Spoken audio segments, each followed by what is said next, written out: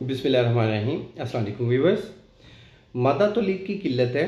मादा तौलीद में पतलापन है, पानी की तरह पतला है। देखिए, मादा तौलीद में पतलापन है, पानी की तरह पतला है, तो इस मीन आप गर्म चीज़ों का इस्तेमाल ज़्यादा कर रहे हैं। लीवर में गर्मी है, लीवर में गर्मी की वजह से मादा तौलीद में पतलापन आता है।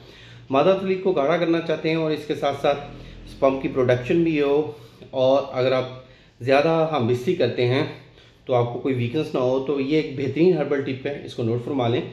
मूसली सफ़ेद इंडियन मूसली आपने 1 नंबर मूसली आपने लेनी है, किसी भी हर्बल स्टोर से आसानी से मिल जाएगी। इसको आप तकरीबन 100 से 200 ग्राम के बिटवीन ले लें। इसको घर पे महफूज रखें, शीशे के जार में, फ्रिज में रखने की ज़रूरत नहीं है, रूम टेम्परेचर पे रखें। ये वाला 1 चम्मच 1 टेबल स्पून आपने आधा किलो दूध में डालना है, अच्छी तरह पकाना है। जब पक जाए तो इसको थोड़ा ठंडा करके इसमें मिश्री या गुड़ वगैरह जायके के लिए इसमें ऐड कर सकते हैं। ये वाला दूध सुबह शाम पिएँ, रात को सोते वक्त और सुबह खाली पेट पिएँ।